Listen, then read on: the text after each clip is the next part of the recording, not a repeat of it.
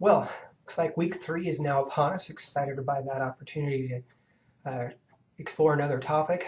Really enjoying the discussion time and we've had so far through the first week, and this last week's been good as we've thought about Scripture as a contextualized document and really getting to the heart of what does it mean for God to communicate Himself and communicate Himself um, within the cultures and contexts in which we live. What an amazing God we have that He would want to enter in and want to communicate with us, and in doing so, um, do that in ways that we can understand. And as we look and dig into the culture and context, we learn so much. Well, just as we know we have to understand the culture and context of Scripture, we have to realize that we need to understand and exegete the culture and context around us. And as we engage in intercultural leadership, intercultural ministry, um, which is around us everywhere now, we need to understand the realities of what it means to engage in intercultural ministry, and then the conflict that occurs as we are engaging in intercultural ministry, and the need to contextualize even the way conflict scenarios work. So this week, you are going to have a couple of PowerPoint lectures. One is from both of them are from Dr. Karen Trevor. She has a long experience working in the mission field. She's worked at YWAM, she's worked in a number of other areas. She's led lots of teams. She ran our global life department at Life here for several years.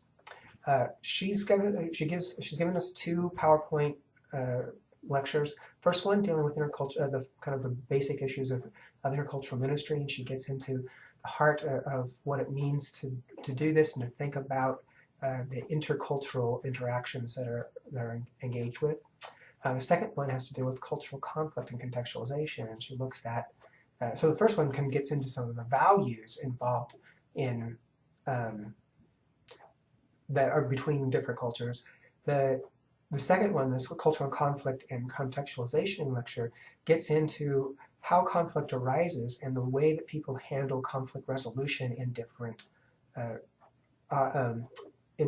cultures, different countries. That information is going to be helpful with the discussion topic this year, giving you a scenario. It's an actual scenario that Dr. Tremper related to me about some missionary friends of hers. Presented this story about what had happened. We're going to give you a chance to engage with that situation they were in, and to think about how you might engage with the cultural conflict there. What would you try to do to bring resolution? How is your personal conflict resolution style? How might that work or not work within the context that's being set there? And to think about how different other groups might do that. So you'll be part of your discussion this week. Remember, the first one's due on Wednesday, and then you'll have responding posts that are due by Friday, and interacting with me along the way. Your assignment this week deals with conflict and culture and contextualization. You will be looking at some biblical texts in Acts that deal with culture and conflict. You will also be reading corresponding chapters in this book, Mission in Acts. This has a number of different chapters written by different authors who are looking at specific biblical texts, and they're grouped around some different ideas, particularly things like sort of around our topic. So I've chosen different chapters that deal with these texts, and they're going to help kind of explain what's going on there. So you're going to engage with those texts. You're going to be looking in particular to think about and develop some idea of how the conflict resolution tools and principles that you can develop out of those that will help you long term. You will also be thinking about ethnocentrism, this idea that that many of us have, often we start with, is that our culture is the best. Our ethnic group is the best one. It's the one that we use to interpret all other things. So we're going to deal with some of the ethnocentrism and some of the problems behind it. So you'll be engaged with that in this assignment this week. It should be really about 8.5 hours to engage that particular assignment in working through this. So be engaged with that.